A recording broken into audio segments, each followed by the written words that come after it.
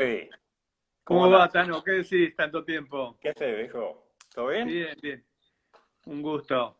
Un gusto estar hablando con vos, ¿eh? De verdad me encantó.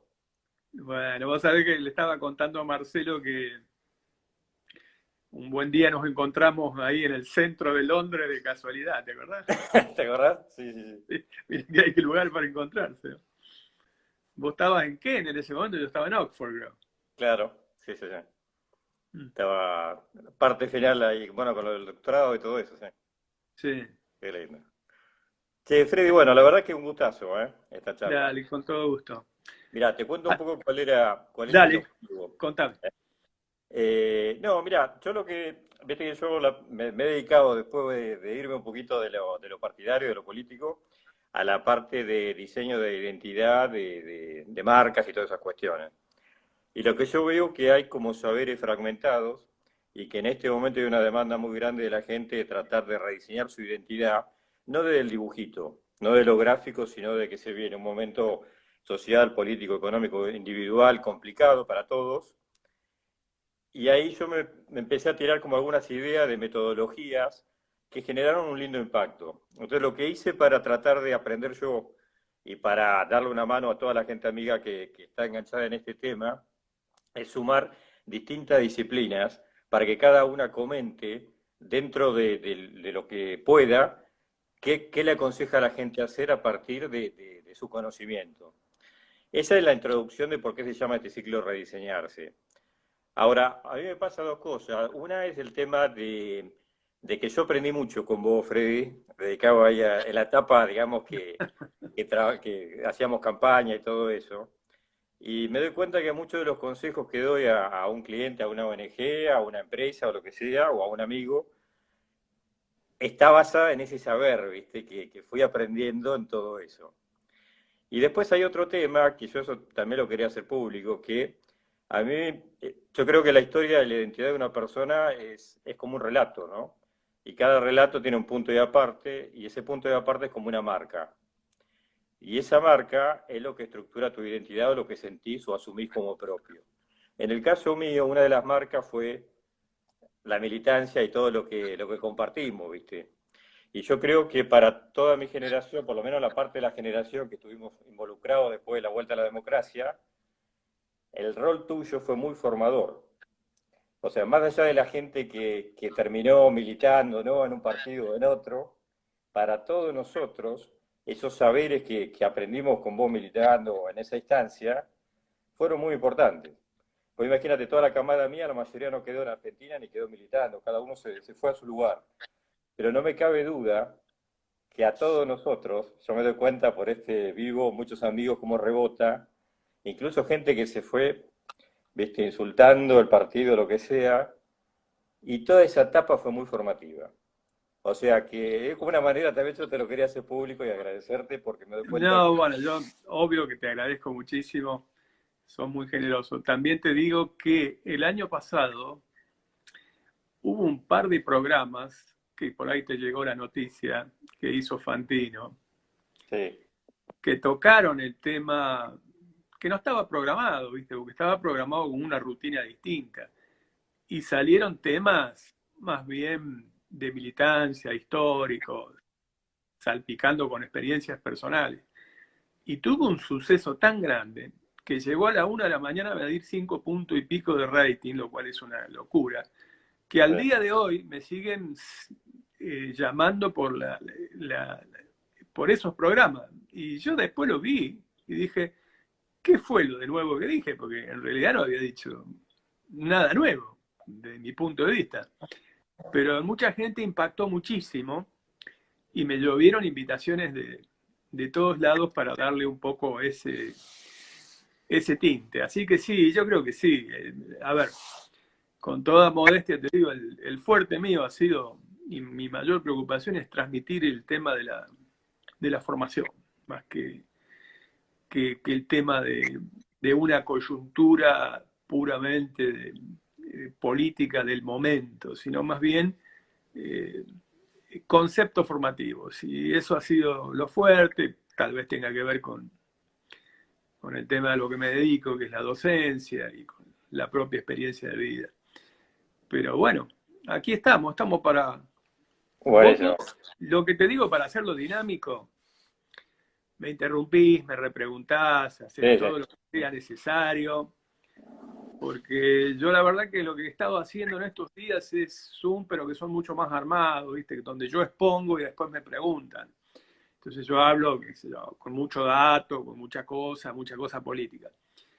Pero acá no. Sí, yo creo que esto es más tipo como si fuera un café, ¿viste? Por A mí, eso, el vos, primer vos usás tema, los disparadores personales que vos quieras. claro, mira, yo por ejemplo, el primer tema, yo lo que veo es, hay una crisis digamos, de la clase política y hay, digamos, es común en todas las encuestas eso, y afecta la visión de lo que es la política. Ahora, separando lo partidario y separando esa cuestión, queda, me parece que nuestra generación lo vimos más, pero el resto no sé si entiende qué es la política como actividad. ¿Entendés? Entonces digo, ¿cómo definís política, no? Me parece que podemos empezar ahí, pero de una manera muy llana, decir, bueno, por ejemplo, la toma de decisiones, el arte de lo posible. ¿Cómo la ves vos? Pero me parece que hay una cosa, Freddy, que más allá de lo académico, a mí lo que más me gusta de la charla con vos es la calle que tenés en estos temas. Porque una cosa, yo sé que, digamos, vos tenés todas las definiciones de libros, pero, viste, como decís, de tu experiencia, ¿qué sentís que es la política? Mira, la más común de las definiciones, y no quiero caer en lo académico, es el tema de qué es el arte de lo posible. Pero guarda que eso mismo, que parece tan simple y tan sencillo, no lo es. Porque primero había algunos que cuestionaban que la política fuera arte. Porque decían, bueno, este, el arte se enseña y la política es difícil de enseñar. Claro. Sin embargo, a ver, lo que distingue, y acá sí vamos a algún puntito que tiene alguna profundidad mayor. Sin embargo, vos podés hablar de políticos, de política, que no pueden salir a lo mejor de la mediocridad, que es algo que le ha dado muy mala prensa a la política, y tenés la otra categoría de los estadistas. Cuando vos alcanzás un cierto nivel de lo que puede ser un estadista, entonces ya sí estás en el arte. De hecho, también un pintor puede tener un talento extraordinario, pero hay escuelas de pintura. Y hasta también hay el séptimo arte en el cine, donde hay todo tipo de escuelas que se han desarrollado, lo mismo que la escultura, que la literatura, y talleres de literatura, etc. Y yo diría que el político y la política, primero que la política es una actividad totalizadora, que influye de manera directa o indirecta sobre todas las otras actividades.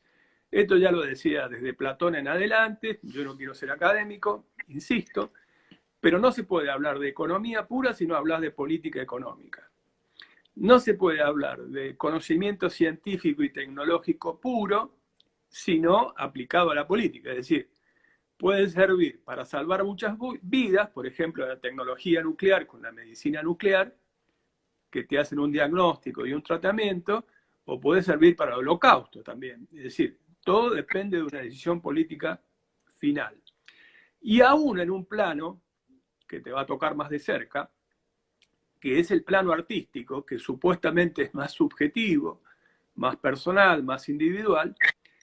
Sin embargo, la política también tiene una influencia, porque vamos a encontrar excepciones de muchas cosas que se han ido perdiendo en el tiempo por regímenes totalitarios, autoritarios y demás que vamos a encontrar a raudales.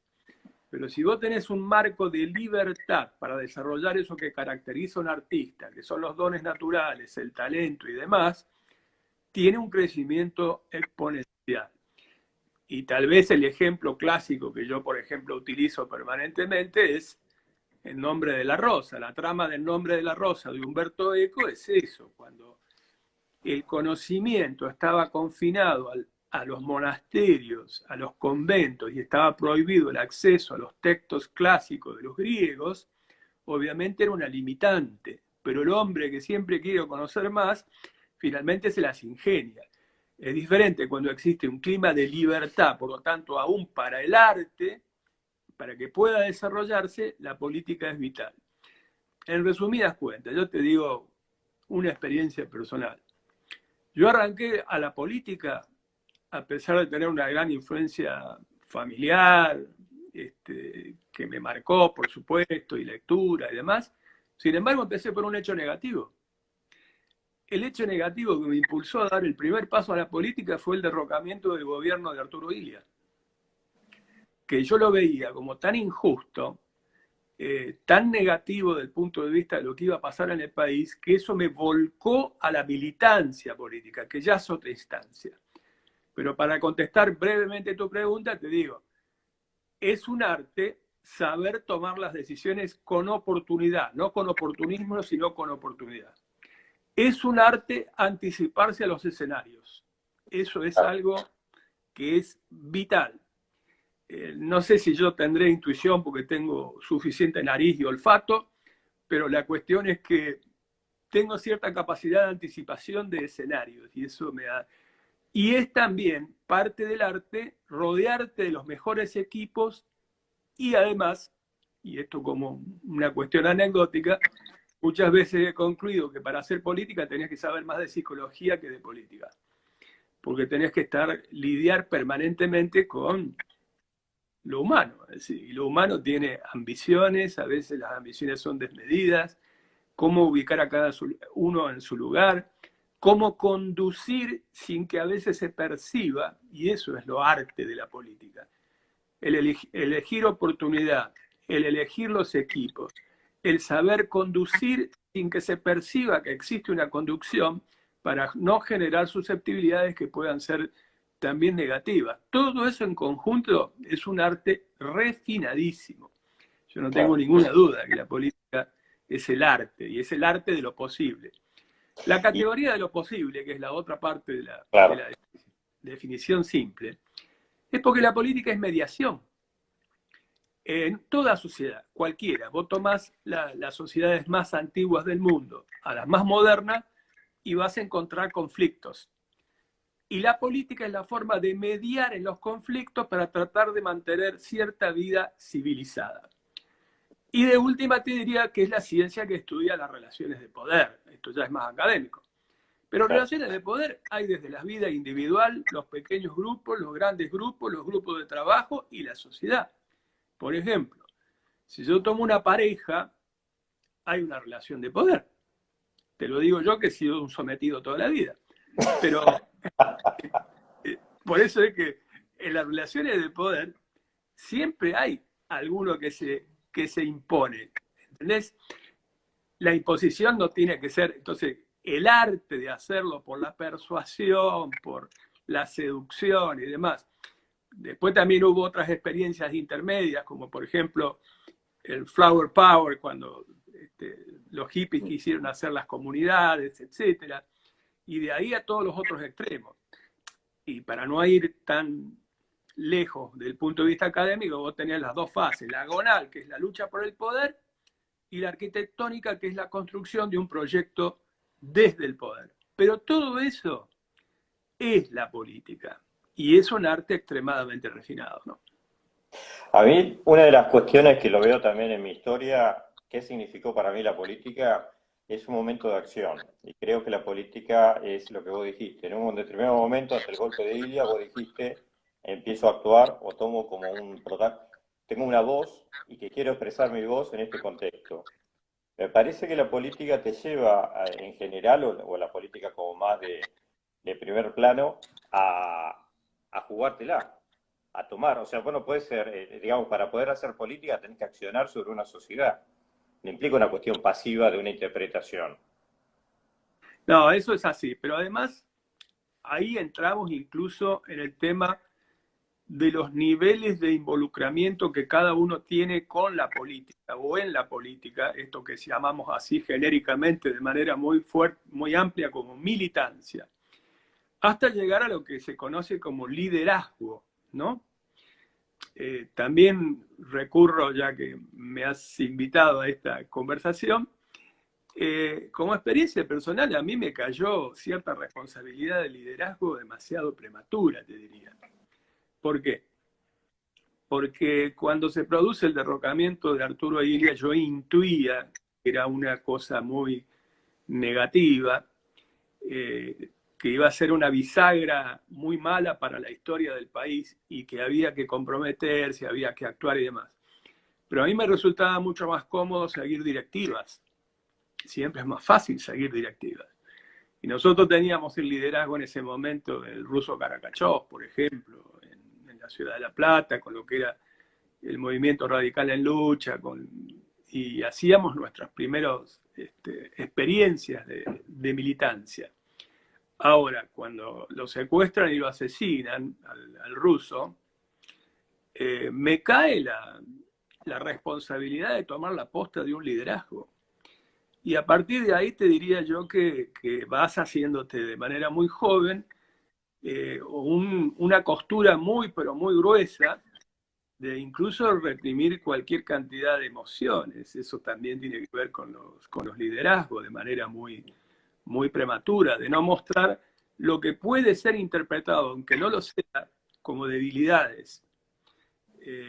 Y también a tener que navegar entre las traiciones, las acechanzas, las ambiciones personales, etc.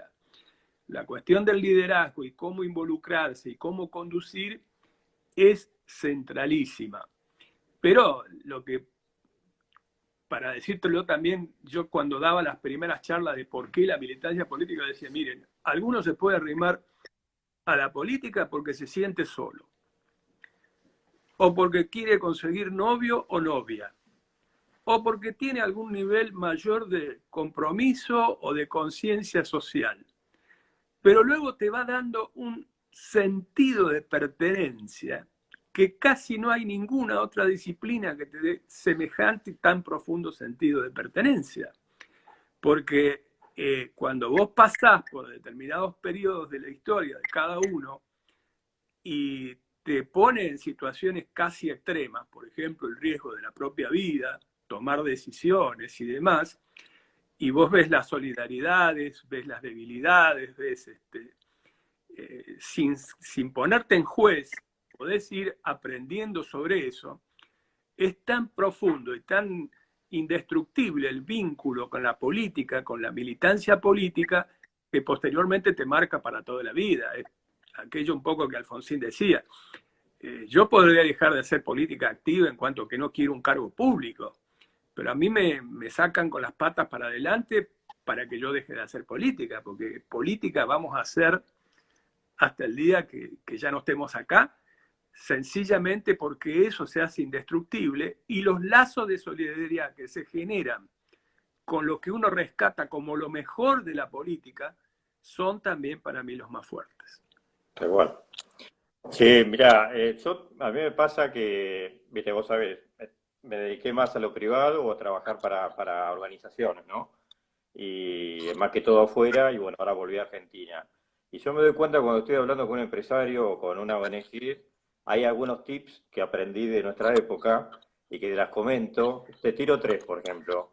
El volver a las fuentes, cuando perdés la identidad, cuando no sabes para qué lado vas. El vacío no existe, eso también lo aprendí en política activamente, ¿no? En política nada es inocente, o por lo menos en la línea de fuego.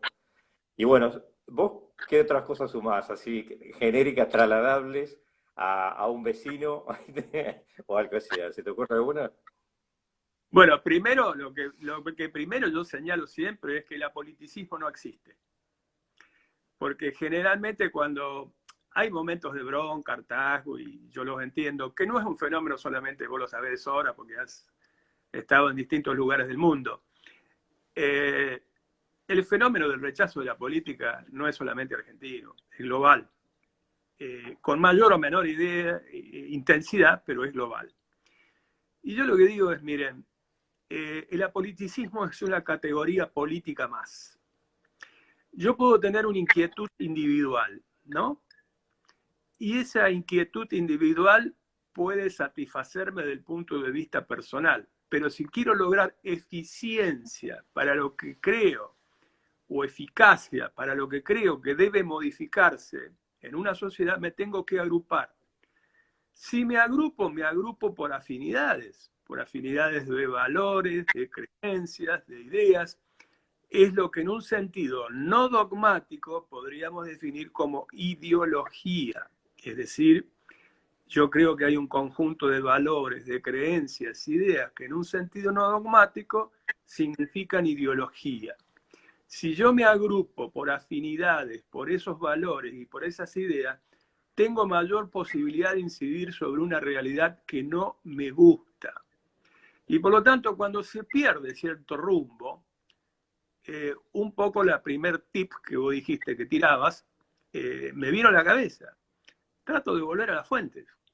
¿Qué es lo que me identificaba? ¿Qué es lo que me motivó a mí a empezar este tema de llevar gran parte de mi vida y de mi tiempo, que no es un sacrificio, sí demanda un esfuerzo grande, pero no es un sacrificio porque cumplo con mi vocación, pero que es un enorme esfuerzo, no un sacrificio. Y bueno, son esa identidad con ciertos valores. Por caso, en medio del despelote este que hoy estamos viviendo, bueno, tratar de estudiar un poco los antecedentes históricos, ubicar un periodo que tenga mayor cercanía con la época que vivimos y encontrar algunas similitudes que te permitan reelaborar un pensamiento político. Yo, por ejemplo, lo he hallado, y no quiero irme demasiado a una cuestión académica, en la crisis del 29-30, que había una gran bifurcación en el mundo entre los grandes movimientos nacionales y también lo que fue el New Deal y lo que fue la fundación del welfare state, es decir, del estado de bienestar, con pilares en la educación pública, en la salud pública, etcétera, etcétera. Pero para no entrar en un tema tan ya programático, ideológico, te diría que la vuelta a las fuentes y tener en claro que el apoliticismo no existe es fundamental. Que toda actividad está influenciada de manera directa o indirecta por la política. Y que por lo tanto el nivel de involucramiento en la política para que sea eficaz tiene que buscar la afinidad con algunos que piensan del mismo modo y establecer lo que vos señalabas, acción. Acción que tiene que ser pensada, que tiene que ser razonablemente planificada, tomando determinaciones, porque también la política te lleva en última instancia a tomar acción directa. De hecho, una de las formas de adquisición del poder muchas veces ha sido la utilización de la violencia. De hecho, en las primeras civilizaciones era la conquista. Y otros, como dije antes, bueno, podría ser el flower power o las relaciones de amor, pero las relaciones de amor se dan, lamento para los románticos, muy románticos, pero se dan en círculos muy pequeños. Cuando ya la sociedad se hace un poco más grande, ya no son relaciones de amor, son relaciones de fuerza. Y las relaciones de fuerza se van generando sobre la base de principios. Y esos principios de decir cada uno qué piensa en cada momento, tiene que tener el máximo nivel de legitimidad. Es decir, quién lo dice, por qué lo dice, con qué autoridad. Sí, tendría que ser en teoría de principio, ¿no? Me da la idea. El problema que yo veo en este momento es un poco la devaluación de la palabra y vinculado con algo que vos planteabas del tema de la ideología como un sistema articulado de ideas, valores y creencias. A mí me da la idea que la imagen o el mito de, por ejemplo, el derrame capitalista o la dictadura del proletariado planteaban una imagen a futuro hacia dónde íbamos a ir si accionábamos sobre la sociedad. Es decir, la palabra te llevaba a una imagen final que era la imagen de la felicidad del pueblo. La sensación que yo tengo en este momento es la falta de imágenes de cuál es la felicidad del pueblo. Y la otra es la falta de imágenes compartidas. Y por último, es el tema de la palabra devaluada en términos de la credibilidad de la palabra y la incapacidad de poder construir lazos a través de eso. Es decir, me cuesta mucho ver en este momento, a nivel internacional me refiero, qué horizonte hay, hacia dónde se proyecta, ¿no? Y creo que ese es uno de los grandes problemas que yo por lo menos veo, ¿no? De lo mío. Yo, Bueno, perdóname, el laburo mío, yo siempre trato de decirle a la gente, por ejemplo, a una ONG, ¿cómo te imaginás en 5 años? Contame la imagen que vos ves de felicidad dentro de 5 años. Y a vos hoy la tirás en Argentina o en cualquier parte del mundo, y es difícil imaginarse algo, ¿no? es muy difícil. Comparto con vos. De todas maneras, eh, lo que existió en su momento, y vos lo citaste bien, por eso lo retomo, fue una crisis de las llamadas ideologías clásicas, ¿no? Aquellas dos grandes ideologías clásicas, llamemos el marxismo con su expresión en el socialismo real, te daba un horizonte, y si no, la forma de producción capitalista que iba a satisfacer todas las necesidades que la persona requería y que eso se iba a expresar en una sociedad que se expresara democráticamente. Bueno, en un ensayo muy provocativo, por su título, finalmente no deja de ser filosófico, que es el planteo que hizo Francis Fukuyama con El fin de la historia. Lo tomó en términos de la filosofía de Hegel. La contradicción en la filosofía de Hegel, el proceso de dialéctico en Hegel, estaba dado por la confrontación de ideas, ¿no es cierto? A diferencia del marxismo que lo plantea por la materia. Y en ese momento, cuando se produce la caída del muro de Berlín, cuando se derrumba el llamado socialismo real con la disolución de la ex Unión Soviética, él enuncia aquello del fin de la historia porque una idea ganó. Entonces ya no hay historia desde el punto de vista de la dialéctica. Pero enunciaba el nacimiento de una aldea global, allí nace el concepto de aldea global, con una atenuación muy fuerte de los conflictos. Pregunta que debemos hacernos todos. ¿Se produjo tal cuestión o no se produjo tal cuestión? La respuesta es terminantemente no, no es cierto. En primer lugar, porque si todos recordamos, hubo una búsqueda que es muy humana de sustitución de ideologías clásicas. Y, por ejemplo, aparecieron pensamientos teocráticos modernos. La teocracia que tuvo su primera irrupción de manera virulenta, pero muy fuerte, nada menos que en Irán, con el Ayatollah Khomeini, porque cuando uno tenía que encontrar o buscar un ejemplo de teocracia se tenía que remitir antes de Cristo. Sin embargo, en plena época contemporánea tuvimos una teocracia moderna basado fundamentalmente en principios de tipo religioso y aún dentro de los principios religiosos en una de las ramas de esos principios religiosos. Pero que no solamente fue con el derrocamiento del Shah de Persia y la dinastía Reza Pahlavi, el Shah de Persia. También se extendió, como todos sabemos, a los talibanes en Afganistán, se extendió a Argelia, se extendió a gran parte de lo que era el Magreb y a los conflictos que aún se sitúan. Pero no, para no ir tan lejos, estalló también en el corazón de Europa y chavo, aldea global pacificada. ¿Qué es sino, por ejemplo, la guerra de los Balcanes en la ex Yugoslavia? Claro. Sacó a la luz todas las peores lacras de la humanidad. El racismo, la persecución, la depuración étnica, con la disolución de esa nación, con una guerra extremadamente cruenta, con un exterminio, y eso fue en el corazón de Europa, supuestamente cuna de la civilización occidental. Por lo tanto, para concluir esto, yo lo que te quiero decir es que siempre va a haber búsqueda de valores. Es imposible no tener valores. O vos tenés las teorías naturalistas desde el punto de vista filosóficos que creen que el hombre es bueno, Baudin, por ejemplo, Rousseau, que pensaba que el hombre en estado de naturaleza era bueno, etc.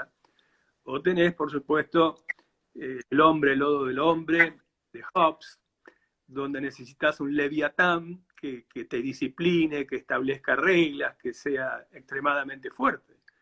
Y todo eso está por la experiencia vivida. Es decir, hay que leer un poco la historia del propio Hobbes para entender que él, cuando enuncia toda la teoría del Leviatán, es porque había visto y sido víctima a su vez de las guerras tan profundas entre Francia e Inglaterra, que produjeron extremos sufrimientos, y por lo tanto buscaba el mal menor, que era un gran Leviatán, un gran monstruo bíblico, que fuera capaz de establecer ciertos niveles de disciplinamiento. Toda esta vuelta que doy es para decirte, no podemos vivir sin valores. De última podemos tener crisis de ideologías clásicas, pero la búsqueda del hombre, ya sea por el lado religioso, ya sea por el lado que sea, va a ser una búsqueda constante. Por eso es que yo ahora lo que hago es simplemente intento volver a las fuentes y retomo la necesidad de la refundación de un estado de bienestar, habida cuenta de lo que considero, y con esto concluyo, que es el fracaso de 40 años, en los últimos 40 años, de neoliberalismo. Sí, a mí una cosa que me llama la atención del presente es, viste, hablamos de la política como el arte de lo posible. Y la sensación que me da es que estamos en un escenario en donde todo está posible y en donde vos decís, ¿por qué este grupo no va a avanzar hasta llevarse puesto todo? Y la respuesta es ¿por qué no? Si lo pueden hacer. Y no me refiero nada más que a Argentina, Trump, Bolsonaro, todo. ¿Por qué no va a deforestar el Amazonas Bolsonaro? Si lo puede hacer, si él considera que sí. Entonces, me parece que no hay un marco institucional para poder limitar nada. Tampoco están muy claros los valores. Hay por el lado de la comunicación política, lo que me llama la atención es el efecto positivo electoral que da el candidato payaso.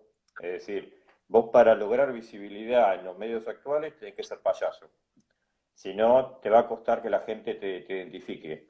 Y esto no lo digo despectivamente, digamos, despectivamente, ideológicamente sí, pero lo que veo es, si yo tengo que asesorar hoy a un candidato, tengo que decirle que sobreactúe algo, que no sea neutro, que por más que diga muy bien las cosas, va a tener que llamar la atención para poder diferenciarse del resto. Entonces, esta lógica que me veo a veces obligado, si trabajo en política, de tener que sobreactuar al límite de lo ridículo, y vos te das cuenta que eso garpa, que eso genera un efecto electoral, es un escenario bastante feo, porque produce en gran medida los monstruos que estamos viendo, ¿no? Trump, Bolsonaro, Boris en Inglaterra, etcétera, ¿no? Y veo también el marco de hacer del arte de lo posible y pueden hacer cualquier cosa en este sentido. Bueno, vamos a hacer una corrección entonces a la definición. Dale. Vamos a decir que la política es el arte de hacer posible lo necesario. Es maravilloso. ¿Eh? Ahí estamos contentos. Muy bien. Eso no es un invento mío, lo plantearon algunos teóricos españoles con mucha inteligencia. Y la primera pregunta que subyace, digamos, en esta nueva reformulación es decir, ¿qué es lo necesario? ¿Qué es lo que introduce decir qué es lo necesario? Y introduce ¿qué? Lo que venimos hablando del principio, valoración. A ver, pero también te mete en un problema, porque lo que es necesario, prioritario para vos, puede no ser lo necesario, prioritario para mí, ¿no es así? Lo que es lo necesario, prioritario para los ejemplos que vos diste, para un Bolsonaro, no es lo prioritario y necesario para otro, o para Boris Johnson, o para Donald Trump. Por lo tanto, eso nos remite a un tema centralísimo, que es la cuestión de la legitimidad del poder. ¿Quién dice y en cada momento, con qué base, qué es lo necesario para una determinada sociedad? Y para eso sí, que hay muchas teorías, aunque están en permanente evolución, porque no hay nada más difícil de aceptar que algunos tengan el derecho de mandar y otros el deber de obedecer. ¿Por qué esto es así? ¿Es algo natural? No, no es algo natural. Yo puedo pensar que puedo vivir en los términos de la anarquía, no en la anarquía como ideología, sino la anarquía social, en la ley del más fuerte. y suponer que tengo más fuerza que vos para someterte. Tengo entonces un conjunto de personas sometidas, pero siempre va a haber uno que me someta a mí. Por lo tanto, tengo que encontrar determinado tipo de reglas. Y esas reglas que tienen que estar razonablemente consensuadas, que no son trascendentes en el tiempo, que tienen una durabilidad temporaria y que están vinculadas también a la eficacia, es lo que definimos como la legitimidad del poder. Yo creo que lo que hay que tratar de hacer es ser lo más auténtico posible y admitir que es siempre mucho más inteligente pensar que muchas cabezas piensan más que una y no en los liderazgos mesiánicos. Si vos fueras asesor mío, como lo has sido, y me recomendaras que no fuera, sería un pésimo alumno para sobreactuar. Y en general creo que a lo mejor me ha ido mal muchas veces por eso, porque no ha seguido tantos consejos.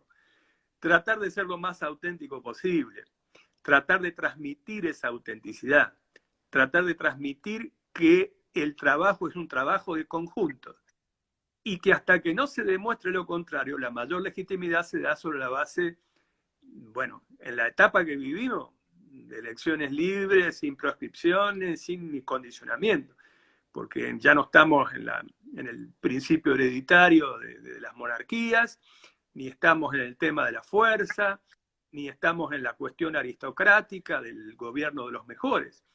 Estamos en un sistema donde es el pueblo el que otorga legitimidad. Pero yo creo entonces firmemente en el sistema de partidos. Lo que pasa es que los partidos, debo admitir, también se han ido vaciando de una manera colosal, han convertido en rumbeadores, han perdido en buena medida su escala de valores, y es una de las luchas tan importantes como las otras, es reconstruir un sistema de partidos. Sí, yo en lo que me llama la atención de la política actual, volviendo a lo veo como internacional, así, es la búsqueda compulsiva de respuestas en el corto plazo. Hay como una ansiedad que creo que está estimulado por las nuevas revoluciones tecnológicas que hace que, vos fíjate que esa presión del corto plazo no permite ni consensuar cosas, porque estás cambiando de un día para el otro, ni proyectar un sueño compartido, ni siquiera tratar de ver cuál es ese posible sueño compartido. Ese es el primer tema. El segundo tema que te quería preguntar era tu visión sobre el nacionalismo, porque yo hice la tesis mía sobre el tema de la construcción de la nacionalidad. Y lo que veo que la dificultad que hay, después te repito la pregunta, pero la dificultad que hay para poder generar un cambio a nivel global está dada por los nacionalismos en este momento. El nacionalismo, con todo lo bueno que tiene, lo que está impidiendo es que el privilegio de una causa, por ejemplo, ambiental, pueda cruzar barreras. Cada gobierno tiene su propia política que busca en el corto plazo dar respuesta a decir, bueno, el Amazonas es mío, no me importa un mar de plástico en el medio total, no es mío, no es parte de ninguna nación, en fin. Entonces lo que veo es, corto plazo, ansiedad compulsiva por dar respuesta, por dar una satisfacción electoral o lo que sea, o en Argentina que no se prenda fuego todo, es decir, está siempre el estado de emergencia económica, ¿viste? Hace 30 años que estamos en emergencia económica, como si fuera, y estamos acostumbrados a esa ansiedad. Y eso no permite construir nada, me parece. Entonces, primera pregunta, el tema de la ansiedad en la política y la segunda, el nacionalismo.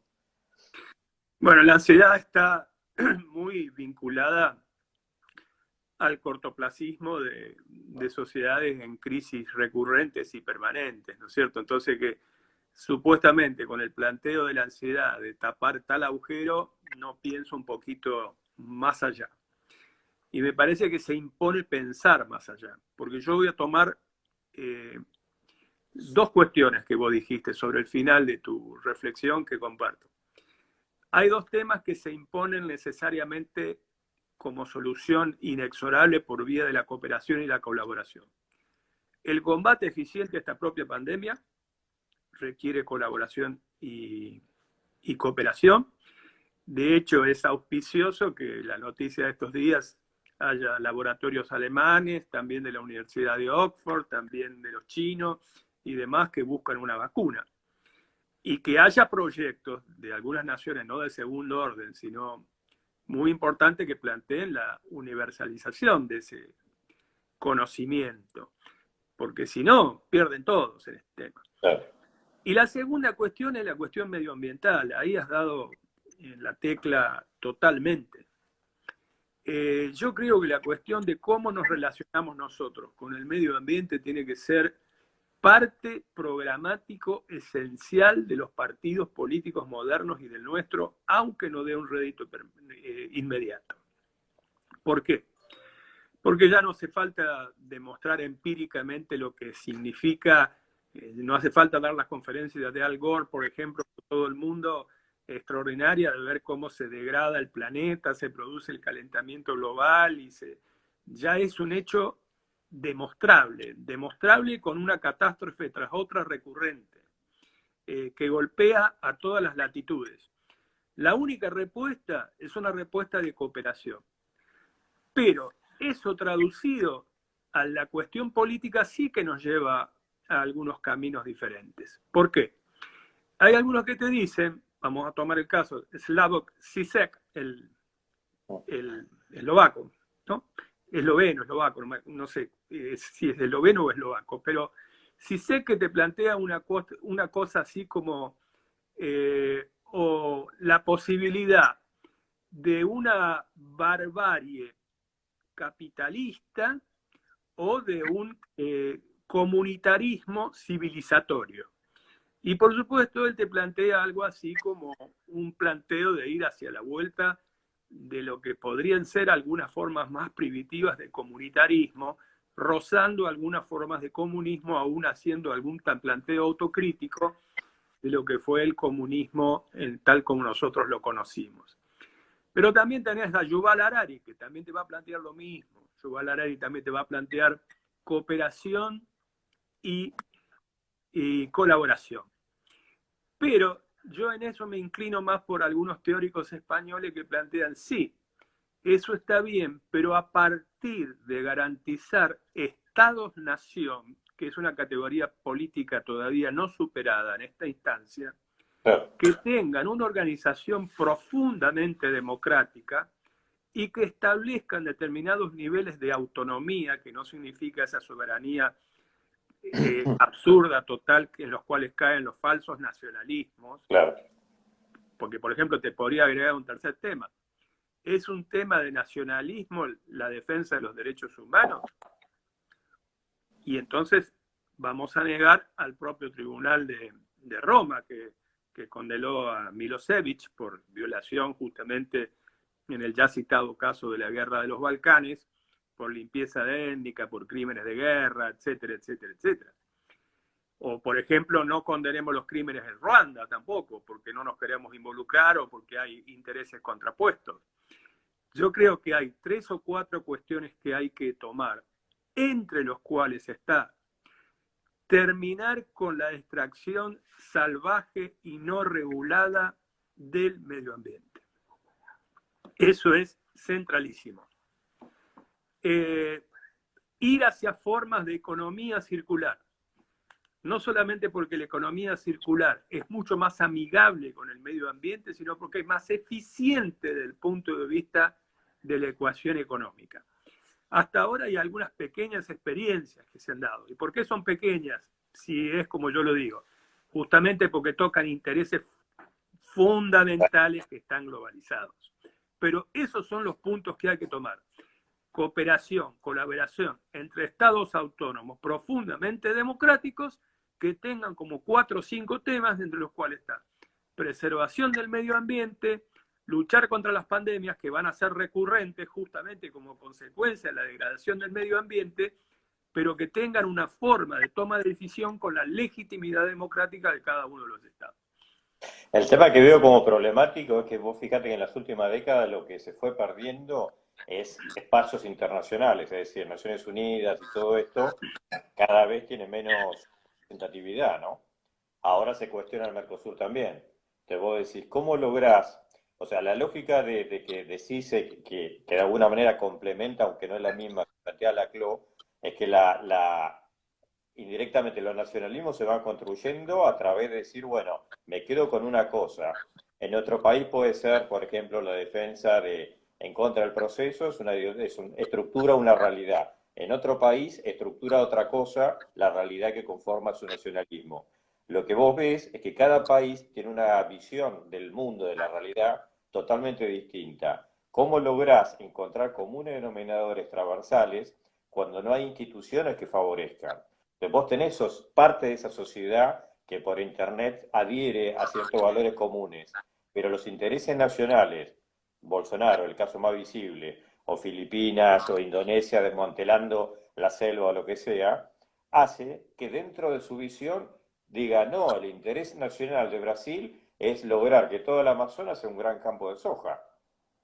Es decir, no, es una realidad, su cosa, su populismo justifica para el interés nacional eso. Entonces digo, cuando es tan difícil tener un espacio institucional, yo creo que el único espacio que hay es el transversal entre comunidades de gente que adhiere a ciertas cosas. Pero no deja de ser problemático porque la capacidad de vos afectar lo que haga Bolsonaro o lo que haga Indonesia, lo que sea, es muy acotada. Por ejemplo, los buques pesqueros que están en el mar de Argentina depredando el calamar. ¿Qué capacidad tenés de afectar si no están en la milla tanto, viste? Es muy acotado, me parece como un desafío de la política muy difícil, que excede a las naciones también, ¿no? A los partidos. No, es muy cierto, en eso coincido. Por eso, déjame que haga una segmentación de los temas que has tocado que son interesantes y te llevan a muchas, eh, muchos caminos, digamos, a explorar. Efectivamente, yo creo que hay, primera cuestión, como un dato de la realidad, un desprestigio de lo que se denomina una suerte de burocracia internacional, ¿no? Vos lo has vivido de cerca porque vos y yo hemos estado en el Reino Unido en su momento y no hubiésemos pensado en otra época que no hubiese tenido tanta adhesión el llamado Brexit, de no haber tenido una burocracia en su momento que era fuertemente criticada porque se le veía como ineficiente o costosa, superestructural para solucionar algunos problemas concretos. Obviamente hoy, tal vez si se volviera a hacer esa elección que se dio entre Johnson y Corbyn, el resultado no sé si hubiese sido sustancialmente distinto, pero al menos hubiese sido tal vez más parejo. Y los 100 puntos que tenía el Partido Laborista Británico eran 100 puntos que en muchos casos volvían un poco a las fuentes de lo que estábamos planteando anteriormente. Lo mismo podría decirte con Bernie Sanders en los Estados Unidos, aunque haya salido de la carrera de las primarias ahora, y de algunos otros líderes en el mundo. Pero me parece que hay toda una corriente, con esto quiero ir hacia este lugar, que trata de identificar una agenda, esa agenda de la cooperación y la colaboración sobre la base de estados libres y democráticos que lo hacen voluntariamente, dejando de lado instituciones que han sido extremadamente burocráticas. Porque, a ver, terminada la Segunda Guerra Mundial, las instituciones de Bretton Woods también intentaron ser instituciones que establecieran una globalización, que fueron el Fondo Monetario Internacional, el Banco Mundial y el Acuerdo General de Tasas y Tarifas. Bueno, no lo lograron porque en ese momento existía el contrapeso de la Unión Soviética que tenía vigencia. Ya repasamos cómo eso colapsó con la caída del muro de Berlín y la disolución de la Unión Soviética, pero no resolvió el tema de fondo. No hay hoy instituciones globales que tengan una legitimidad absolutamente aceptada y que no estén bajo sospecha. Prácticamente en ninguna nación, porque vos también tenés militantes antiglobalización con los chalecos amarillos en Francia, por ejemplo. Y podríamos dar muchos otros ejemplos. Y no hace falta ir hasta el Amazonas, que es un ejemplo muy, muy bueno. También lo tenemos aquí, en la tala despiadada en el norte argentino, para hacer campos de soja, porque supuestamente tienen la obtención de commodities mucho más rentables para algunos que tienen un nivel de enriquecimiento feroz. Para mí lo que ha puesto esta pandemia blanco sobre negro, y eso es positivo, que en primer lugar cambia el eje de decisión. El eje de decisión de los últimos 350 años, que estaba situado en Occidente, esto es, los países europeos, en algún momento el Reino Unido, después tomó la posta Estados Unidos de Norteamérica, se ha equilibrado. Si ya la carrera que venía dándose entre la República Popular China y Estados Unidos se decía que se emparejaba, aunque sea desde el punto de vista económico, para el año 2020, esa carrera se ha emparejado más todavía. Para decirlo más brutalmente, ¿de qué le sirve a Estados Unidos ser unipolaridad militar? Porque tiene el ejército más caro, las Fuerzas Armadas más caras del mundo, más que las 10 que le siguen juntas, que no son poca cosa, como Rusia, como las 5 que están sentadas en el Consejo de Seguridad de Naciones Unidas, como China, etc. No le sirve, por ejemplo, para combatir el virus, porque el virus no le van a mandar los marines ni un misil. Y tiene que sentarse en una mesa de negociación con un tipo que también es terriblemente autoritario, como es la dinastía de Kim Il-sung en Corea del Norte. Por eso es que yo creo que lo que está mostrando, y esto que es una oportunidad también, la consecuencia de esta pandemia es el cambio del eje de decisión de los últimos 350 años y a su vez, dentro del sistema de producción capitalista que se ha probado hasta ahora como más eficaz, la modalidad del cuestionamiento fuerte al neoliberalismo, que es ese liberalismo ultranza. ¿Por qué?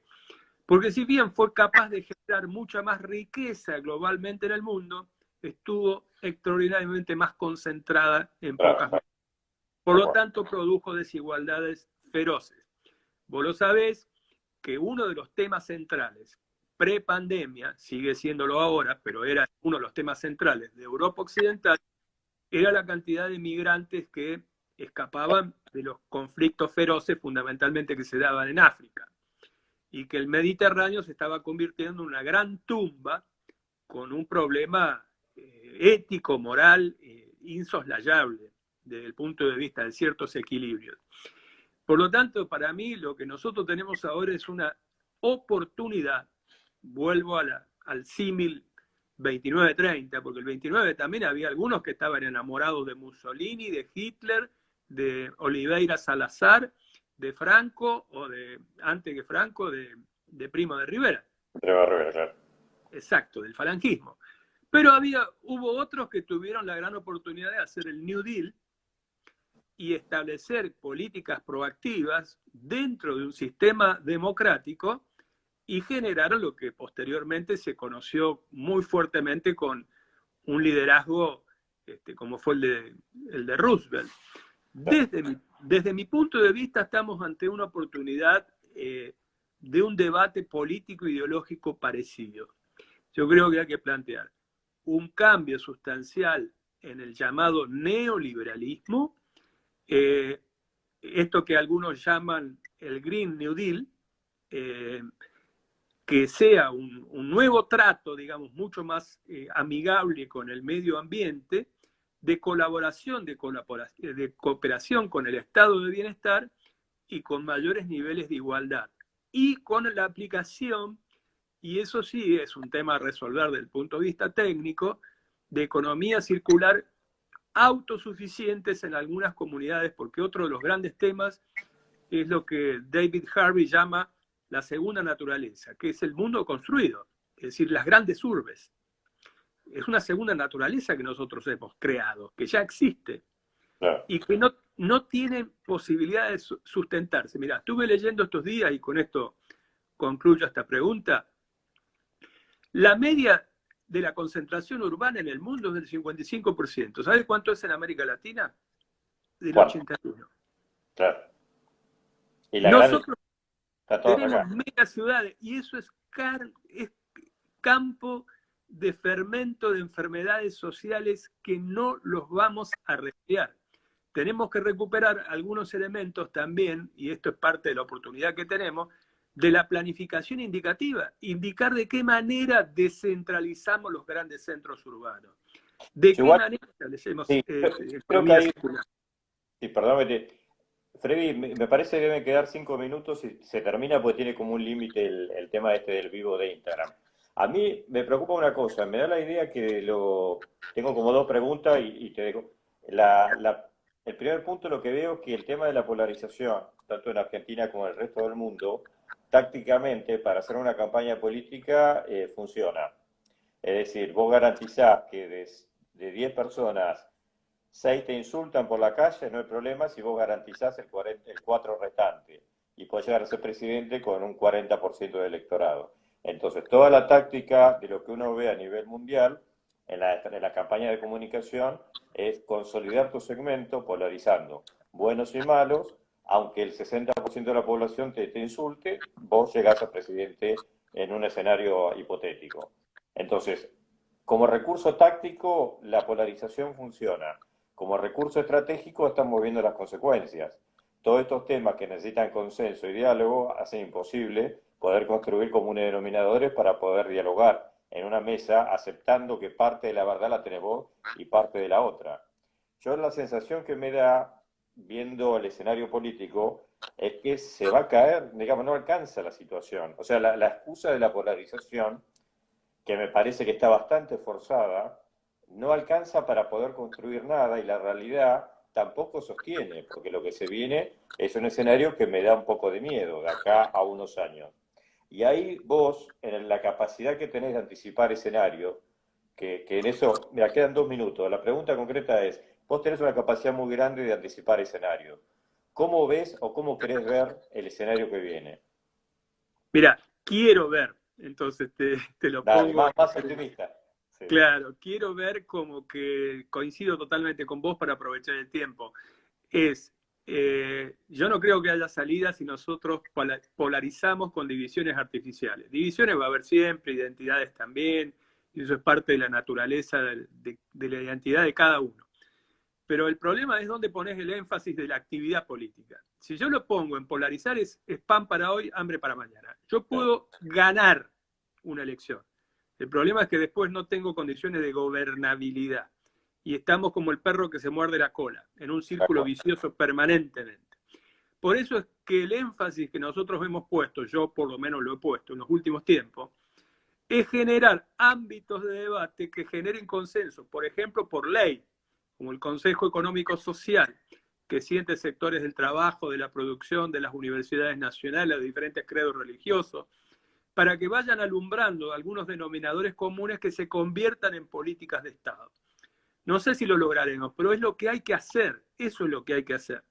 Que yo le saque todas las manos que pueda a Bullrich o a Macri, o viceversa, Alberto Fernández y Cristina, es pan para hoy, hambre para mañana. Si nosotros no vamos a la construcción de ciertas políticas de Estado y por la profundidad que tenemos de la crisis, la impronta es ampliar la base de sustentación política y eso no significa perder identidad, al contrario. Sí, mira, quedan 10 segundos, te quería agradecer, ya corta, se corta automático. Muchas gracias como amigo, me encantó estar compartiendo este momento con vos, Freddy. Bueno, Gracias. igual.